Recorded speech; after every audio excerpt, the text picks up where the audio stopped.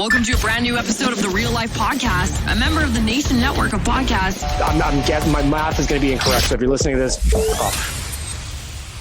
Does the holiday break ever end if you just never go back to work? It's just Baggedmilk and I.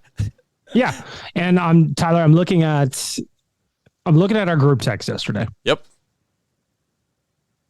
You said at 6:58 p.m. So last night in the evening, are we doing a podcast tomorrow? Is anyone going into the office? Wanye says, I'll call in, but I'm down. And I said, I'm down for a report. I'm doing reporting today. It's the second of the month, first Monday of the month. So I'm doing some reporting, but I'm like, I'll be there. I'll just be it from home.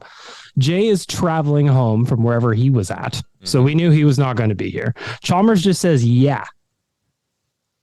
And then today, 1:13 p.m., it's just me and you. Yeah, and Chalmers actually said twice. I think he was at one point alluding to he may have been down to go into the office because when everyone else was saying I'll do it remotely, he said I'd do remote then. And then he said yeah again. So I don't get it. But anyways, episode 440 of the Real Life Podcast brought to you by, ready for this? What's the likely? Oh, go hit me. We're brought to you by Montana's. Really? Again? We are back to being brought to you by Montana's. Does that mean we got to go eat more Montana's? We've been home a lot over the last couple of years, and maybe we've lost the camaraderie of going out with friends. But you know what Montana's is doing in 2023? They're bringing back the viewing party. Come out to your local Montana's where the game is always on, and there are daily deals to keep you full. Most people, when they hear wing specials, they think, oh, Wing Wednesday. Not at Montana's. It's Wing Monday, 50% off wings. You can't beat that on a Monday. The weekend never ends if you get half price wings at Montana's. Wait. You said half off wings today? Today, Mondays. Well. Can't beat that. I love wings all days, Tyler. Mondays especially. I feel like, you know what? I'm happy they're doing this because I don't think Wing Wednesday should just be a thing. I want wings every day. Like Oilers Nation every day, but wings every day. That's my new show starting tomorrow. Brought to you by Montana's. Shout out to Montana's, new sponsor of the show. Excited to bring them on board. What should we start with today? There's a lot of ways. How was your Christmas break? We can do whatever we want. I know. We can do whatever we want, Tyler. It's just a little Tyler and Baggedmilk hangout. How was your Christmas break? Was it good? It was good. And I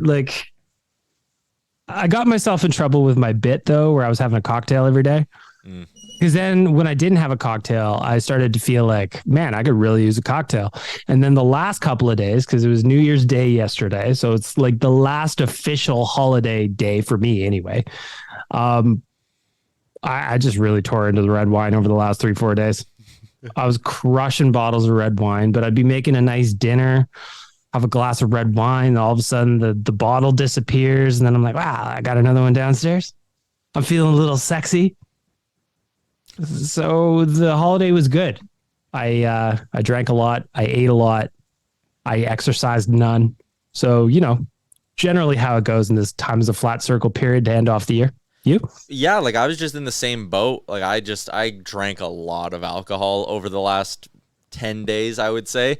And yesterday I was really feeling it and a little hungover from New Year's, right? Because you go to bed late on, it was just a lot. And I think yesterday it caught up to me and I was like, I need a hard break. But then today I kind of woke up and I was like, I'd go for a beer. But I'm saying, no, I'm trying to not until we go to Vegas in 10 days.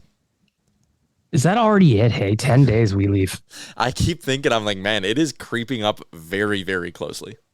But you know what's going to make me feel like it's time to go is yesterday I ordered a fanny pack for the plane so that I can just go. I'm just going to go. I'm tired of pretending like I'm going to dress up to go on a plane. Like, even if it's just normal clothes, I'm just straight sweatpants, hoodie, fanny pack. None of my stuff's going to get lost.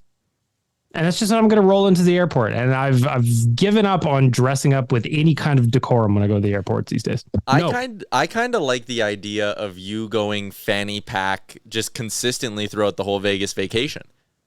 That might be a look. But I got one of those ones that doubles. I can wear it in your classic standard hip pose or around the shoulder if I want to be like, oh, it's more of a satchel. I like you getting on a heater at maybe the craps table and then just walking away and stuffing all your chips into your little pouch, zippering it up and leaving. I can see that being a great look for me. And then when I go to, play my next round of whatever it may be, there they are, convenient in my pouch. It's a 4-pocket fanny pack, Tyler, just in case you were wondering. 4 pockets. I've got all the room you need. I'm trying to think of how you even get 4 pockets into a fanny pack. I don't know. Seems like a lot. Yeah. Yep. But it's a new me this year in 2023. It's a fanny pack guy now. Are you a resolutions guy? No, I hate them. Because at the end of the day, really, yesterday was Sunday. There was nothing special about it other than most things were closed. So I just... No, because you're setting yourself up for failure. I saw a guy on Twitter the other day, and he's just like, if you're going to set New Year's resolutions, make them so bold and just ridiculous because you know you're going to fail at them anyway, that you don't feel so bad. Like, so I set one internally in my own head that I was going to be a hype man for a rap group. Like Migos missing looking for a new member, maybe. R.I.P. Takeoff. Right? R.I.P. Takeoff, of course. Maybe they need a guy like me to step in and drop the, Mama. like all that shit. I could do that. Like, that's my New Year's resolution, is to be the 3rd member of Migos. And I see no way that this can go wrong. You? Yeah, like I understand how people view it as like it's a clean slate kind of moment, right? You're turning the page to a new year. Yeah. So if you want to use it as a chance for like self-reflection, or use this as a way to like kickstart yourself and do self-improvement, then I don't blame you. I don't laugh at you. But for me, I'm kind of like, if I deem there's something in my life I need to get a hold of or need to straighten out or need to get better at, I don't think I need to use like an arbitrary date as the moment to do it. No. But for some people, they need that. For some people, it works, right? But have you ever been a New Year's resolution guy? Like, was there ever a period in your life where you're like, damn it, I'm a gym guy now? And then for like 3-4 days or whatever it is that you go to the gym. I've never been one to strive for self-improvement. Yeah. I've never been to the gym before. I don't work out. I just don't. I don't know. I go about my days. The calendar means nothing to me. Yeah, time's a flat circle, especially in a job like this, because like often you're working on a Saturday or sometimes on a Sunday. What's the difference? Yeah. Not really. Like outside of a routine you got, like today's Monday. You know what was interesting though about this year? Actually, now I'm thinking back to the last kind of like 10 days or whatever.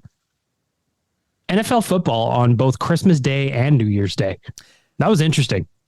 Yeah, that was, and I liked it. Again, I forget which show. Was it maybe on with you on Better Late Than Never on one of those, or maybe on the Oilers Nation radio? But like, I love that the NHL does not do games on Christmas Day or New Year's Day Christmas Day, Christmas Eve. Like they take that week, those couple of days off. But I love that the NFL don't, because I want sports to watch. I just don't want to have to work to produce anything for them. Well, that's the nice part about it too, is that you don't really have to do anything if you don't want to. Yeah, and that's where I was. A little bit of World Junior stuff to do, but I was like, man, the fact there's no Oilers games and I don't have to like do a show, and I can again just keep my buzz at a consistent 6 for 12 hours every single day, and then also enjoy NFL football because I do love me some gambling. That was great. That added to how great the Christmas break was, because I didn't do a lot. Like, I don't have a super big family, so it's like a couple of dinners, which are awesome this time of year, because then you don't even have to worry about cooking, especially when you're me and you don't contribute at all in the kitchen. I just kind of like cruise up, eat my food, have some drinks, take a nap on the couch, generally mooch, and whatever, lazy piece of shit, sure. Yeah, I like being lazy too. I like that you strive for a 6 out of 10. I was maintaining about a 5 out of 10 for the last 10 days. It was a really good spot to be. Mm-hmm. And also, it's been nice outside. A little bonus. Yeah, the weather's been really, really good. I know I was talking to Gregor today because we were doing the rundown, and he was like, oh, I'm spending the day at an outdoor rink with my son. And I was like, shit, that's actually a great spot to be. It is prime outdoor rink weather right now. Oh, ODR for sure. No problem today. 100%. Speaking of outdoor hockey, do you give any sort of a shit that there's a winter classic happening right now? Like right now as we're recording? It's on, yeah. It's 0-0 after the first. I mean, I guess that answers your question, huh? It's like, I had no idea. Who's playing? Boston and Pittsburgh at Fenway Park. I feel like they've been at Fenway Park 4 times in the last 6 years. How the jerseys? That's mostly what I care about in these games. Yeah, they're okay. They aren't like true throwbacks. They're like faux backs, which is kind of the NHL's new style. So like Boston has that crack bear on theirs, the one from like the Gary Cheevers era I was thinking about, where it's like, rah. Oh yeah, okay, I see. I'm looking at some pictures now. I see what's doing. And Pittsburgh has something different too. It's like a weird P logo. Yeah, yeah. But it is what it is, you know. Is it really that many times at Fenway Park that they've done this? No, I think it's like the second or third time at Fenway, though. Still, that's a lot. Yeah. Officially, though, they announced the Heritage Classic at Commonwealth against the Flames next year. I like that. You know we're going to be there. Oh, we're going to be there. And I love that it's October 29th, too, because it's probably, fingers crossed, only going to be like, -5 to -10? Like, the weather should be perfect at that time of the year for an outdoor hockey game. So I was talking about this with my buddies in our group chat, just as you do. And it's just like, oh, it's the Flames. It's the only option. It had to be the Flames. But then you look at it and the date, October 29th in Edmonton, it can be either -1,000 or +12, or it could be somewhere right in the middle, like you said, like a nice -4, -5. Who knows what it's going to be at the end of October? I'm excited about it. I can't wait to be there. I guarantee I will be there. I'm going 100%. I love it. Had to be the Flames. Yeah. I will be there as well. I'm trying to see if there's a website where I can look up like past October 29th. There's got to be. Speaking of, while you're looking that up, I just realized that I'm supposed to be writing the Team Canada preview today, Tyler. You want me to help you out with that? That would be amazing if you could, to be honest. Okay, well, actually, we'll get to that in a bit because I had a couple more Winter Classic things that I wanted to run past you. Please, okay. Oilers jerseys at this event. Again, you know they're going to get special Winter Classic or Heritage Classic jerseys for this. So should they go throwback to the copper and blue era in some way, and then the Flames could go throwback to that era too? Or I'd actually kind of be a fan of the Oilers doing what they did in this Winter Classic, which is create a new jersey that just looks old school. Yeah, I think I think about this two ways. One, what I think is going to happen is that the Oilers are just going to be the Oilers and they're just going to take the logo and do something to the colors. That's what I think they're going to do. But I would love if they did what you just said, where that's just, this is a one-off throwaway. Or you know what? Like, I really wish they would just go back to the reverse retros from last year, the orange and white. Oh. Those were so nice. Although I don't know if they'll be able to do that because we'll have a new rights provider next season, won't we? Oh, for like a new jersey maker. For jerseys. Next year or the year after is the year it's coming in, but yeah. What would you like to see? Because like, this is my bet. They're just going to go with, I wouldn't even be surprised if they wear the jerseys they currently wear, the classic blue and orange. I really wouldn't. But if maybe they flipped them and it's just like the reverse ones where you're on the road, I don't know. Like once upon a time, home teams wore white jerseys. Yeah. Maybe they do that. I don't know. I just don't think they're going to be overly creative. The Oilers don't generally go that route. What do you think is going to happen? They don't. I think the safe assumption is, they're just going to like wear their normal royal blues and Calgary will wear their normal aways and they'll throw a patch on it and that'll be it. But I have a funny feeling they'll probably try to make some money. I love the idea of going back to the WHA days, kind of like they did with those reverse retros a couple of seasons ago in the bubble. But I want to see ode to the old WHA jerseys where the logo is orange. If you Google Oilers WHA jerseys, there's an example of Gretzky rocking one. So like go with the white jersey, the Flames can wear their reds or whatever, but the Oilers logo is that orange, and maybe even go with like a cream base on it, like make it again faux old school, like a hat tip to the WHA days, freshen it up, make it cream colored. Oilers have never had a cream colored jersey. I would love that. I would buy 1 million of them. Or I'm just looking at, so I'm Googling as you're talking, Oilers WHA. I'm going to send you a different one in just our group chat to see what you think about this. Cause it's kind of a play on the jersey from last year, but it's a little bit different. It's, come on, computer. Here we go, Tyler. We have the technology. I'm sending it through to you right now. I think this jersey would look super cool at Commonwealth. And we'll put it up on our socials, by the way, if you're listening to this and you're like, what the fuck are you idiots talking about? I sent it to you. Yeah, okay. I'm putting it up on our Twitter and our Instagram as well, so everyone can get. Don't you think that would be neat? It's like it's a weird throwback jersey. Yeah, why not get a little some weird? Spin off this. I'm with you. Some kind of spin off this. Some kind of spin off that. 100%. And I wouldn't hate them rocking a little, like you said, back in the old days, white team wore white on, or home team wore white on in their own rink. So why not? I also wouldn't mind your idea of just going back to the, the copper and golds, like what would that have been? 2006? The copper and blue? Yeah. Roughly that era? I just can't see them doing it. They don't seem... And maybe I'm wrong because They this seem year they married did the to the orange. McFarlane, but... But even then, they crowbarred orange into it. They're just married to the color so much. It's like I was watching the other day, I was watching the New Jersey Devils, and they were wearing their reverse retros, and they just look like some kind of rainbow Chips Ahoy that doesn't really have anything to do with anything else. It's just the Devils logo with random colors on it. I think that'd be funny if the Oilers did. Yeah, it was just, because that was like a throwback to their Kansas City Scouts days. Which was just weird again. I get a weird feeling when franchises wear the colors of a team they stole from another city. Like, I hate when the Avalanche wear the Quebec Nordiques jerseys because I'm like, you stole the franchise. That jersey means nothing to the people of Colorado or Denver. What about the game the Oilers played? Wouldn't that would have been Friday against Seattle? Seattle was wearing their reverse retros in that game. Those look cool, actually.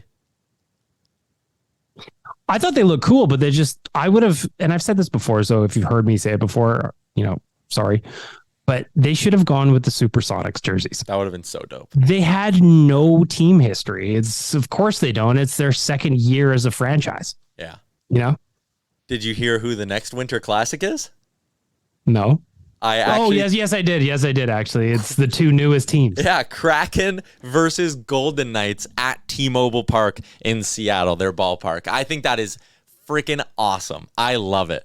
Why not? Those two teams should have a bit more of a rivalry. Granted, only year 2 of Seattle, so maybe it'll come, but I like the idea of kind of pairing those two teams up as the newest ones and being like, give you guys an outdoor game. They're also getting an outdoor game before there are 2 teams right now in the NHL. Arizona and Columbus have not had an outdoor game. But Seattle and Vegas are going to go toe-to-toe at T-Mobile Park in next year's version of the Winter Classic, which I think will give it a bit more of an interesting flair. So why not? Winter Classic's kind of lost its appeal for a lot of people, but it is one of those things where, like, in the city, like we're excited in Edmonton for the Heritage Classic next year. Sure. If it was in Toronto, we wouldn't be excited for it. No, I don't care. Well, the reality is I don't really, like, you asked me before, am I excited about the outdoor game that's on right now? I just put it on in the background. Like, no, I wasn't. I had no idea this was even a thing that was happening. Yeah. Also, I get that they needed or they wanted to avoid the NFL, so they didn't put it on Sunday. But, also, I don't know. It's on a Monday. I get some people are off work, so maybe it's good. I think most people are off work. Yeah. I think today's the day in lieu. Oh. Not us. I think today's the day in lieu. Maybe that's why Chalmers and all them didn't show up today. Yeah, well, or just they're avoiding the grind, Normally that's your deal. They're just stealing your shtick in 2023. Stealing the shtick. Okay, World Juniors. Have you been watching a lot? Not really, to be honest. Like, I have the game on all the time. Like, every game is always on. But would I say I'm paying attention to it? Not really. It's just, I find it hard to get pumped up about games when Canada just shit stomps the opponent. That's what I liked about the Boxing Day game against Czechia. The result wasn't what we expected. Yeah. So that was more interesting to me. But like the other day, Connor Bedard got 7 or 8 points. I'm just like, oh, okay. Like, I'll check in on the medal round. And the medal round starts today. Canada got a little bit of a break because they didn't win their group. They came in second, and that very easily could have meant a matchup against either Finland. USA or Finland. But they did get Slovakia, who is a good team. They got a couple of really interesting guys who were drafted early in rounds as well. They're not the biggest threat. The spread tonight, I think, is 4.5 in favor of Canada. So I wouldn't be the least bit surprised if tonight is still a blowout for Canada. But Philip Meeser, I think he was a first-round pick. Simon Nemec, he was a first-round pick. He went second overall. He won us some money, if I remember correctly. Yeah, he did win some people some money when he went second overall too, which was great. I love him. He's my favorite player in the tournament. But Canada will probably blow them out. Connor Bedard's just been stupid good. In that last game against Sweden, he had another 3 assists. Let me ask you something. Okay. Another 3 assists against Sweden. 4 assists. Connor Bedard. Sorry, 4 assists. What do you make of these comparisons of Connor and Connor? Because it doesn't make a whole lot of sense to me because yes, he's doing this as a, in the World Juniors, and that's amazing. Like, he's putting up points. Did he get the record yet, or has he just tied it? I think he tied it. So he's going to get it. And that's amazing. Not to discredit anything at all, but like at the same point, he's not in the NHL. I'm looking forward to seeing what he does in the NHL. Yeah, me too. He has 18 points. Second in the tournament is Logan Stankoven of Canada with 8. So Connor Bedard has more than doubled anyone else in the tournament, which is dumb. Like, that's crazy good. It's so good. It's ridiculous. I'm not, this isn't me slighting Connor Bedard whatsoever. I just don't think it makes sense to compare him to Connor McDavid when he hasn't even played in the same league yet. Yeah. And I agree with you on that. But that's what people do with prospects. Bedard, I think he is. I don't think he's Connor McDavid in the sense that we'll be sitting here and, maybe. I just don't think he's as game-breaking as Connor McDavid, but I think he's Austin Matthews tier. Because, again, I have McDavid all alone at the top. Like, no one touches Connor McDavid.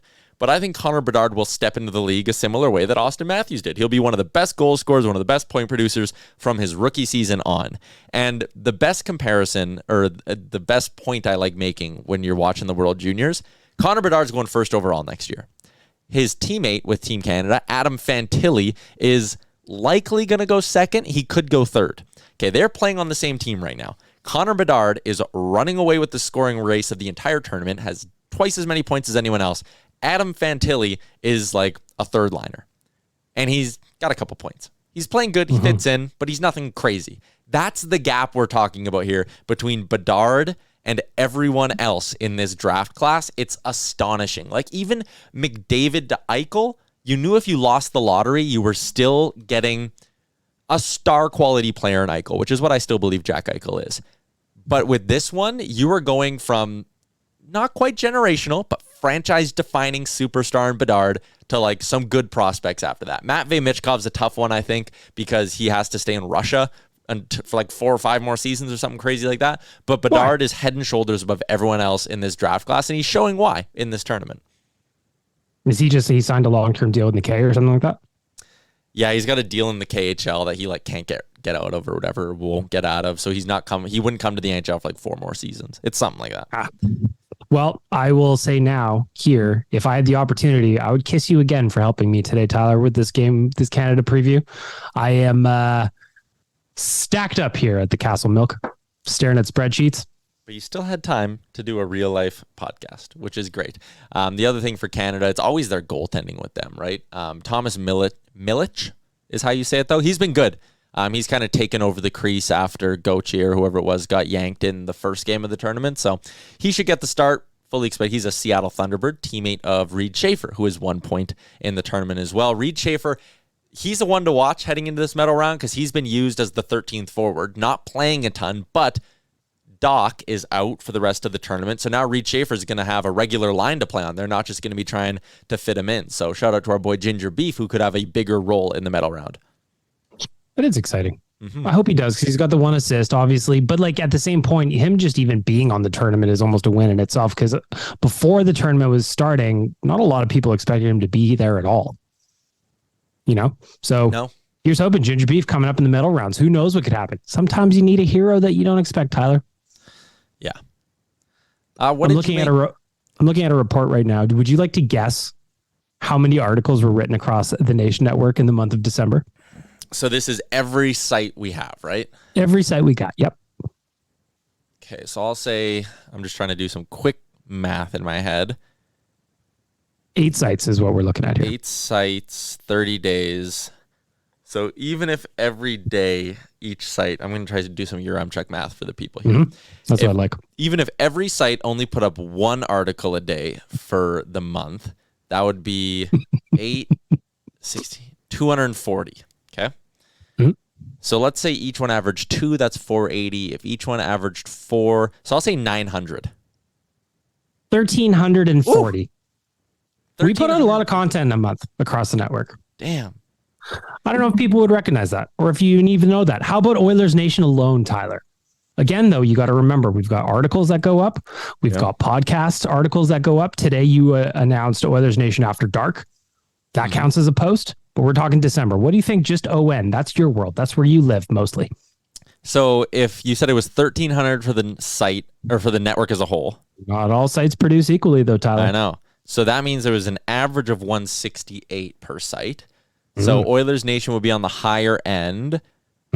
I'll say 280. That might be high. That is a fantastic guess, actually. 285. If you were Price is White winner, you would probably win both showcases for that. Showcase showdown for your Remchuk. There you go. We produce a lot of content. We do. And we're producing more in the new year because you mentioned Oilers Nation After Dark, which is going to be our post-game show that streams on YouTube, Facebook, and Twitter. And you're going on episode 1 with Connor Halley. Yes.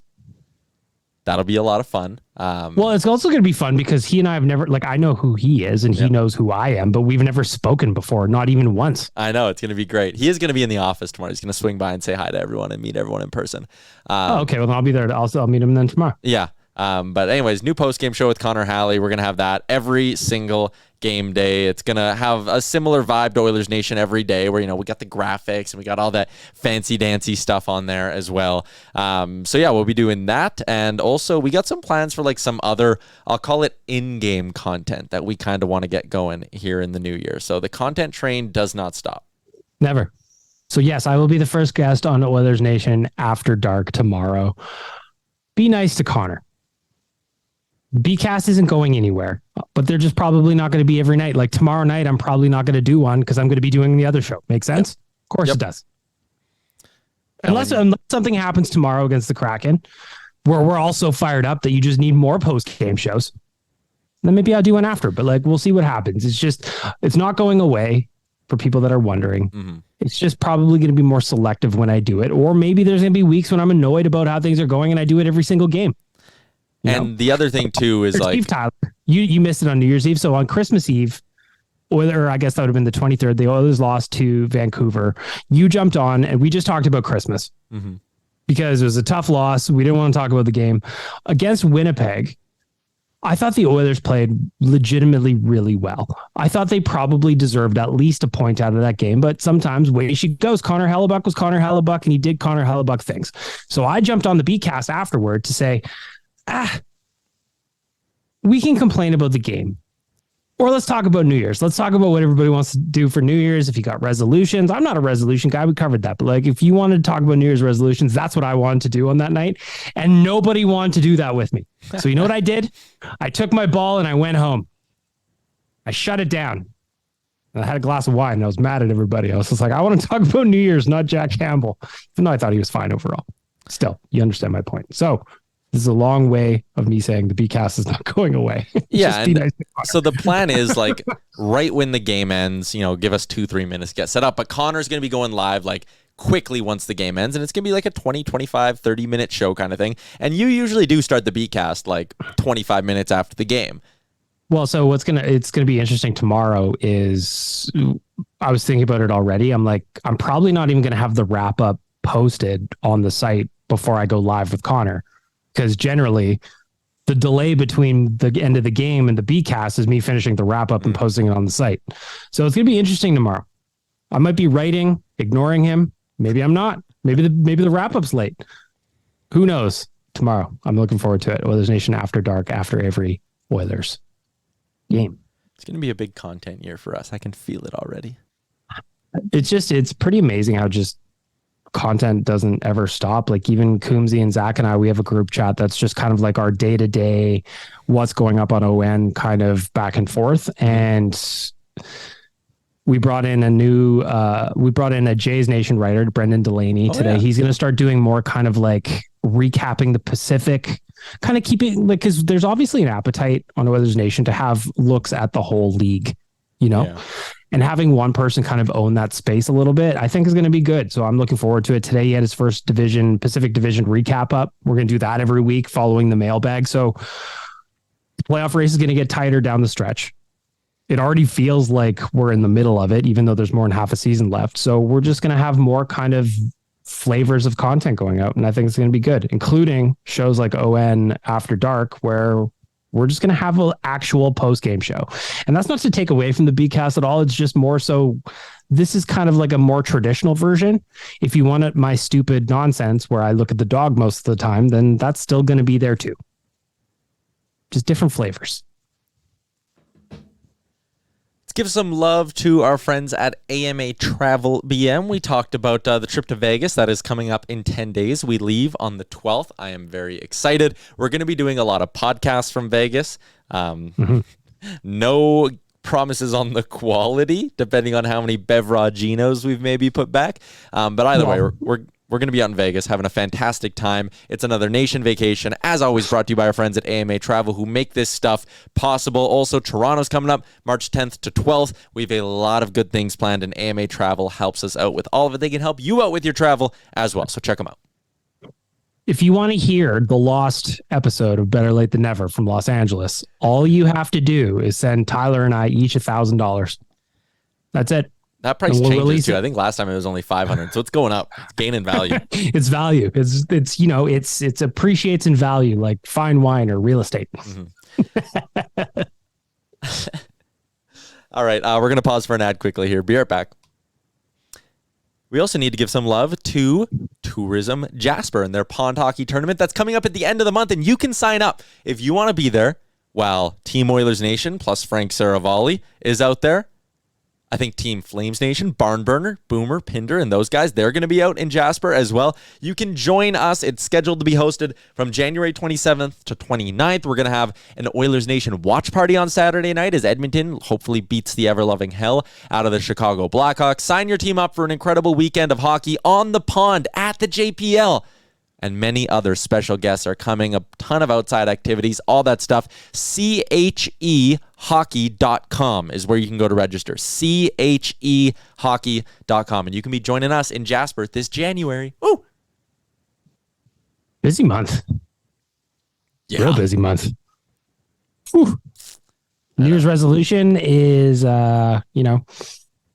take care of your body. Oh, I'm going to Vegas in 2 weeks. Okay. Well, I'll start after that. I'll start 2 weeks after. Oh, I'm in Jasper. Okay. At least we'll be getting some exercise. Here's the fingers crossed, though, that we have the exact same weather as last year. Please. Oh, it was perfect. What's the weather? Jasper weather. What's the weather today in Jasper? It's -9 right now. Wind is pretty low. I'll take that. I will take that. Yeah, I'll take that too. That's doable. It's manageable. I just need to make sure that the first time we ever did this, and you weren't working for us full time at that point, we went to Fairmont Lake Louise to do an outdoor tournament, and it was about -25. And there's nothing more miserable, on my personal scale, than when I'm 12 out of 10 hungover and I have to go play hockey outside when it's -25. If you had seen me then, you would have seen me at my most salty. Doesn't get worse than that. Not for your boy Baggedmilk. No, sir. Fair enough. Mm-hmm. I have a confession, and I want you to let me know. This is a little bit of on Reddit, there's that thread that's "Am I the asshole?" Yeah, of course, I'm ready. So I was out at a store the other day, and I was buying myself a little Christmas gift. All right. So sure. The item I was purchasing was X amount of dollars marked down and then marked down again because it was a Boxing Day sale. So I was under the impression that this item I was buying was going to cost me $46. $56. And then the lady kind of goes... Do I gotta know the item or no? No, because I don't want to say the store. Oh, okay. It was a piece of clothing. And my girlfriend and I are there. They were like, "Oh, do you have your phone number on file?" "Yeah, we do." So I give them my phone number, and they're like, "Oh, it's another thing where you can get another $10 off on this." And I was like, "Oh my God, that's unreal." So now my item's going from 56 to 46. Right. And it was regularly a lot more than that. So I'm sitting there, and the lady's punching everything in. She scans the tag. Now she enters the extra $10. Nothing's working. She's getting all flustered. I'm sitting there like, I don't really care. Take your time. I'm in no rush. And then finally she goes, "Your total is going to be $30. And I was like, oh boy, that is... And I sat there, and I had the moment. I had the devil and the angel on my shoulders. And they were like, "Say something, that's not the right price." And then I was like, "Man, that's a banging deal. You take that $30 and run." I took it at the $30 and I ran. Am I an asshole for doing that? Or is that it's not a mom and pop shop. This is a large department-ish store. So you're asking me to atone you for stealing. Is it though? Listen, you want a podcast confession? You go to Better Late Than Never. We do that there, but I will do it again here. Podcast confessions. One time when I was younger, and I'm not proud of this, I went into a store and I just straight up changed the price tag on an item that I wanted to get. And I paid that price. And I'm pretty sure the statute of limitation is up on that. Pretty sure. Probably. So is that like I'm going to say that is much worse than what you did. Fair. So I'm going to give you a pass. Okay. I wasn't sure if that's like a societal faux pas or whatever. Like, are you supposed to correctly be like, oh, I think you have the wrong price? Or is it a dog-eat-dog world out there when you're dealing with these big stores? Yeah, it's tough, man. It is. It's tough. I don't have the answer for you. I suggest you always pay the price the teller suggests that you pay, which is what you did. All right. Then I'm in the clear. Then I feel better about myself because I was feeling some guilt. I was like, I hope the person who rang this in like isn't going to get in trouble for it. But like they shouldn't because it's clearly like a computer error. It had nothing to do with like, but I did feel bad. But I got a I thought you were just deal. stacking up deals because that reminded me of when I bought my 2 Jays jerseys, Tyler. And I told you that because I had to sign up for MLB was having an opening day sale. And then I also got an additional discount for signing up for an MLB.com account. All of a sudden, your boy got basically 2 jerseys for just over the price of one. I'm a thrift shopper, so I appreciate the deal. Fair enough.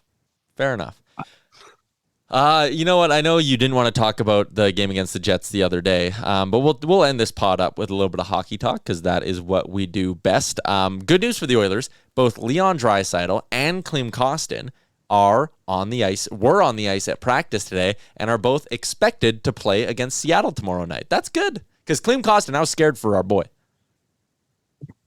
Listen, when he went down at the end of the game, I should say, and he just wasn't moving, I was like, oh, no. Because I had just wondered aloud if Klim Kostin is the answer. And then that happens, and I go, oh, no, this is my fault. Amazingly, Russian machine never breaks.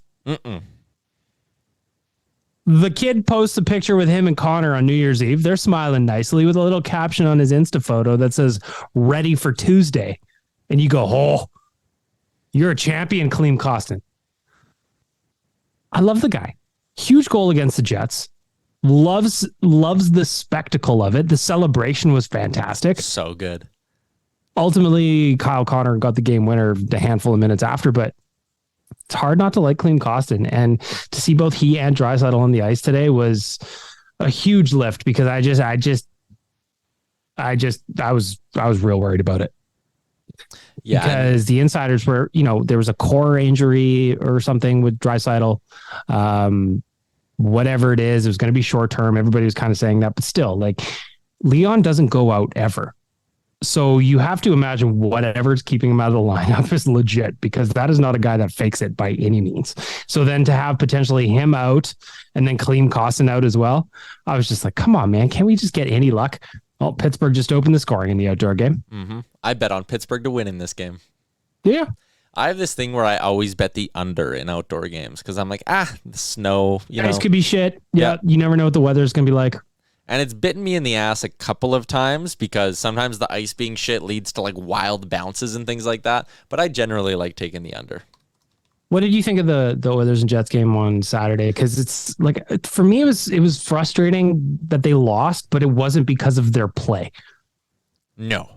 If I said today on Oilers Nation every day, if they can play like that every game this calendar year, 2023 is going to be a good year. You limit the team to under 20 shots. Great. That was awesome. You pepper Connor Hellebuck. You hit 2 posts, right? Because McDavid had one in the first. Yamamoto, man, I can't believe that one didn't go in. That goes in 99% of the time when you put it in that spot. And he hit the bar. It's just, even at the end, Kostin had that one-timer that was labeled and Sandberg just got in front of it. The Oilers played really, really well. And anyone who's upset about that or mad about that performance, I think you're just looking for reasons to be miserable. Did I think Jack Campbell was great? No, but he made some big saves. I honestly thought he could have stopped both of those. I know the Campbell or the Kyle Connor tip, it's it's a deflection, but I just can't shake how small Jack Campbell looks between the pipes, and that really bugs me. And that was one of those goals where if he's a little bit bigger in net and makes himself a little bit bigger, he stops it.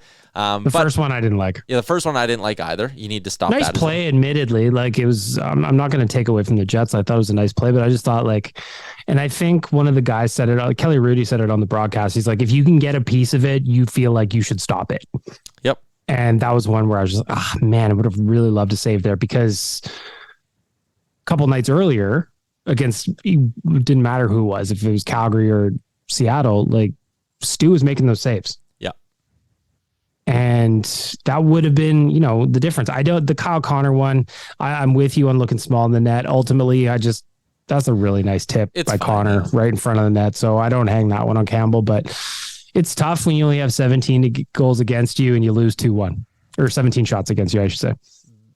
And I just looked at that. I was like, man, Jack Campbell faced 17 shots. That could have been a statement game for him. Because, again, the 2 goals that went in were stoppable, in my opinion. It could have been like, man, there you go. Shutout on New Year's Eve. Campbell rings in the new year with a win. Like, we're feeling so good. And it was just like, man, I would have liked to see him finish off. Power play goes 0 for 5. That drove me nuts because, like, again, you're missing Leon Draisaitl. If he plays, I don't think the power play goes 0 for 5 with Leon Draisaitl in the lineup. So it was a tough loss because when you play well, you want to get the 2 points. But all in all, I'm not that upset. I was looking into the playoff picture today on Oilers Nation every day as well. And the playoff teams in the Central are more or less decided because Dallas, Winnipeg, Minnesota, and Colorado are going to get in, even though Colorado's not in a playoff spot right now, which is weird.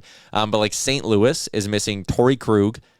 And then they're also going to be without Ryan O'Reilly and Vlad Tarasenko for at least the next month. And by the time they come back, the Blues their season could be done, is my point. Nashville, I don't think they can get back into the race. So that basically means 4 of the 5 teams in contention in the Pacific Division, Edmonton, Seattle, Calgary, LA, and Vegas, 4 of them are going to get in. And I like the Oilers' odds up against that group of 5, that they can just not be the worst out of them. I just hate that you have to do that. Like, I don't disagree with your math or your logic. I hate that you have to do it, because I'd just rather the Oilers just fucking kick the door open and just steal the spot on merit. It's annoying to me that this is where we're at and we're looking at, well, we need this team to do this or not do that. I just want the Oilers to win games, because I still think of those 4 games in the tail end of December that had they won, they're firmly in a playoff spot right now. We're not even having this conversation. There's that St. Louis game. There's Nashville. There was Anaheim. There was Vancouver. Probably something else in there I'm missing. That's 7 points that they just left. They did get one against Nashville. So 6 points that they just totally left out there in the open that were very takeable. And if you win, if you got those points, if you truly went on a heater and played some damn good hockey and took care of the games you were supposed to take care of, you're at 48 points. You're tied with LA, even though you have 2 games in hand. You're 4 back of Vegas with a game in hand. Like, you're right there. We're talking about division title kind of stuff at this point. Can they win the Pacific? And I did this again on the live show today, so if people listen to that, this might be repeating myself a little bit, but Connor Halley and I gave our predictions for 2023. One of mine is that they're still going to have home ice advantage in round 1 of the playoffs. I think the Oilers will very easily not be the worst of those 5 teams, and in fact, from now till the end of the year, I think they're very capable of being the best out of that group of teams. Gaining a ton of ground on Vegas, not catching them because it's a lot to ask, but I think they can catch LA, Calgary, and Seattle and have home ice in round 1. Not a stretch at all, in my opinion. That's one of my predictions for 2023. So I missed you in the mailbag this morning. One of the questions, that's okay. One of the questions is the next 8 of the next 10 games are against Western Conference opponents. What's your split look like in net? I said that if we're talking just 10 games, I can see Stu playing 7 of 10. I think that's your split for the rest of the season, if we're being honest. You have 42 more games to go, and I think it'll be something like 38 or 39 for Skinner and 13 or 14 for Campbell. And it'll be Stewart gets 2, Campbell gets 1. Stewart gets 2, Campbell gets 1.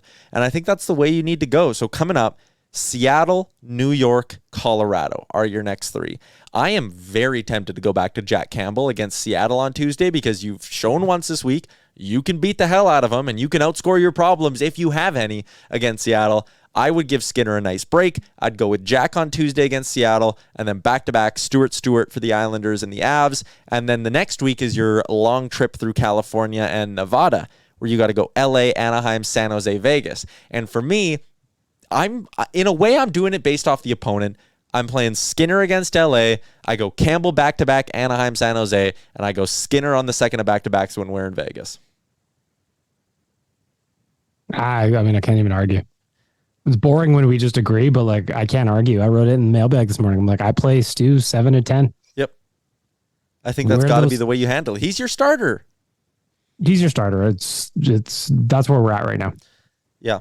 There are, though, like, again, we shouldn't do this because we did it in December and it bit the Oilers in the ass. There are some winnable hockey games coming up. You have Seattle twice. You've proven you can beat them. You have Anaheim, San Jose, Vancouver, Columbus, Chicago. Like, man, if there's a month for you to go right the ship here and get yourself right back into that second spot in the Pacific, it's this month coming up. Easy games. Yeah. There are no easy games. I shouldn't say that. There are no easy games, but they're just games where if you play your B+, bring your B+ level game, you're going to go like 8-2 in your next 10. They have to get put together one of these runs. Like they're what are they in their last 10? Do you know offhand? It's probably like 5-3-2 or somewhere around that 4-4-2. Yeah, so they're very much spinning their wheels. Like you have to go on a run where you have a 10-game stretch where you win 8 of 10. Yep. Or, like to get going. And if this is the stretch where they do it, they've got some games, like you said, that are winnable on here, but you have to make sure that you put the boots to those teams that you're actually supposed to beat, because you cannot have another 5-2 loss to Vancouver. You just can't. Especially when you started that game up 2 goals at the first intermission. You like the good teams. Yes, of course they lose. Like as an example, Toronto lost to Arizona again the other day. But for the most part, the good teams in this league do not lose to the teams that they're supposed to beat. It doesn't happen very often. And the Oilers need to get there. They really, really do. And just like a little bit of luck would be nice too. Like it'd be nice if we didn't get goalie'd once a week for some reason. Well, I don't know what's going on there. Tomorrow against the Seattle Kraken. I don't know what our friends at Betway have set as the line for that one. I'm probably taking the over again, just based off how the Oilers played them last time. Draisaitl being back in the lineup. Another thing that's actually going to help the Oilers over the next month or whatever here is going to be the Evander Kane potentially coming back. We're hearing reports he could be ahead of schedule. He could be playing by the end of January. That'd be huge. I was thinking about it. It'd be interesting if he does come back at the end of January, because the first time we saw Evander Kane in an Oilers uniform, we were in Jasper for the pond hockey tournament a year ago. It was that game against the Montreal Canadiens. It was a win. He got a goal. We had a good time. If he comes back when we're in Jasper again, I'm going to suggest to Jay that he just sends us there and we live there now. Relocation. Yeah. Jasper Nation. He scored first shift against Montreal too, right? Yeah, it was a deflection right in front of the net. Like we all just went crazy on it. That was awesome. All right. Good stuff. BM, we did it. We made our way through like 50 minutes of doing another solo pod, which we've now done 3 of over the holiday break. Well, some people avoid the grind. Some people do the opposite of that. Mm-hmm. And again, Tyler, if I could kiss you on the mouth again, I would, for your help with the Canada preview. Canada. While I'm staring at spreadsheets. I am excited for my night here because the Canada Slovakia game starts at 4:30, and then the Bills play tonight too. I am not moving from my couch. I'm also going to write an article on my predictions for 2023 for the Edmonton Oilers, so I'll have that for you, Mr. Baggedmilk. Do you have any? So like mine, I'll share them here. Sure. My first one is Connor McDavid wins at least 4 awards this year at the NHL Awards. He's going to win. Art Ross may as well already be his. Rocket Richard. Okay. Lindsay and Hart. Okay. And the extra ones are wink, wink, maybe related to the playoffs. But he'll have 4 at the NHL Awards, and we'll have some ballin'-ass photo of him with all those trophies. It'll be sweet. My second prediction was that the Oilers do trade their first-round pick by the trade deadline. Okay. Seems like a lock. And my third one was that 4 Oilers go to the NHL All-Star game this year. Let me ask you a question. On Saturday during the game, Elliot Friedman talked about the Oilers potentially kicking tires on a Jake McCabe type in Chicago. What do you think of that one? I don't, and I've said this before, I don't love the idea of going out and getting a guy with term. So Jake McCabe's numbers are very good. He's a left shot D-man, 2 more years at $4 million. So in order to retain. Pardon? Obviously.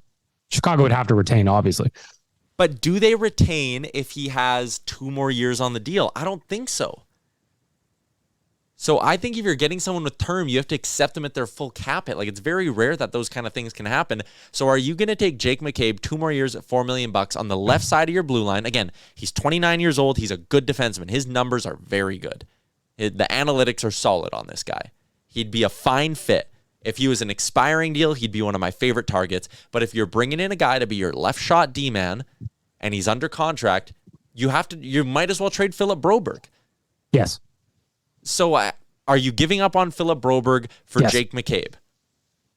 Well, it depends. Like, does he have to be part of that trade? I don't know if he has to be part of it, but I think if you're bringing in a D-man again with term for the next 2 seasons, you're more or less saying either at the deadline or this summer we're trading Philip Broberg. Because I would love to see that. Like, if that's what they did, right? And they got a defenseman with a little bit of term. I'm not opposed to trading Philip Broberg. Like, if you could bring in a Jake McCabe and then flip Broberg as potentially as part of a package to improve the forward depth, I'm not opposed to that at all. I guess I'm not entirely opposed to it. I think you can get better in more efficient ways. And going all in doesn't mean you have to spend like a drunken sailor and it's like Holloway gone, Broberg gone, 2 firsts gone. Because I get the sense that's how some fans want this to be. And that's not going to happen. Yeah. To me, a better deadline, like if Florida doesn't get back into it, go get Radko Gudas. He's $2.5 million, UFA at the end of the season. If Florida keeps half of that, you can get Gudas. It costs you probably a solid pick, and that's fine. But then you also have some cap space potentially left over if you're moving out one of the Puljujarvi $3 million contracts, something like that. Then you have money left over to go do more in the forward group. I just worry that by going and getting Jake McCabe at a full $4 million cap hit with term on the deal, you're handcuffing yourself a little bit for the other things you could do at the deadline and then also what you could do this summer. I want a rental. I want a rental on the blue line. I guess I have a hard time giving up a first. Like if we're talking about giving up the first for a rental, and I know that's what teams do, and that's just kind of the cost of doing business at the NHL, but like at the NHL level, but I would love to see if they're going to part with it to have a guy who's not just going to be around for a couple of weeks. Yeah. And I get that. Or just like some kind of whatever the 2023 equivalent is of the Brett Kulak trade. Mm-hmm. Could have been a rental, ended up extending him. And that's what I was going to say is just because a guy comes here as a pending UFA doesn't mean you have to let him walk. Like, let's say you go get Gudas and you love him. And I mean, that's a guy who's 32 years old now. Maybe you sign him for 2 years, $2 million again in the offseason, and you bring him back and he's like your 6th, 7th D-man, your Broberg insurance. He can play the left side, right side, or Broberg can at least. I don't know. I know Gudas is a right shot D-man as well, so maybe he's not the best fit, but I think his style of play would be fine on the left side of your blue line as well. So we'll see. I don't know. It's pretty crazy, actually. Like, we talked about Vegas creeping up on us. That's going to come quick. And then our trip to Jasper, that's going to come quick. And then the deadline's March 3rd. Like, we're already 60 days away from the deadline. It's wild. Yep. Well, I didn't realize that it was that close. So, yeah, 100%. It's going to be here sooner than later, seems like. And also, it's just going to be, if Kane does come back in a couple of weeks, or a few weeks, or whatever it is, this month, what kind of cap dancing are the Oilers going to have to do then? Because you can't have both Janmark and Derek Ryan on the roster if everyone's healthy. So what do you do there? I don't see how you can take Matthias Janmark out of your lineup. He's giving you solid minutes. Pretty good. But Derek Ryan's scoring at a fairly good clip for a bottom 6 guy this year, so how can you sacrifice either of them? Our boy Klim ain't going nowhere. He's league minimum, so he helps this math. Holloway probably goes down maybe, but I don't know if that's enough to clear everything you need cleared up. Hamblin, like, do you have to play with a short roster? You do. You definitely have to go back playing with a short roster again once Kane's back. So it's not ideal. Maybe we see a Puljujarvi trade before then, once they're totally healthy in the top 6. But yeah, we'll see. Because like, what's the value on a Puljujarvi trade anyway? Is it not just better for the Oilers if they just have him play better down the stretch? I don't know. Probably. I guess it depends what you could probably be trading for at that point, I guess. Yeah. But I don't know. Yeah, Puljujarvi trade is all about what you're adding to your roster and then why you need to clear up that cap space. But yeah. All right. We're going to wrap this bad boy up. Shout out to everyone for tuning in. Episode 340. We are hoping that we are back with all your usual cast of characters for Thursday's episode of the pod. Until then, have a good week, everybody. Thanks for listening to another episode of the Real Life Podcast. Don't want to miss any of our nonsense? Hit the subscribe button and give us a follow on Twitter and Instagram.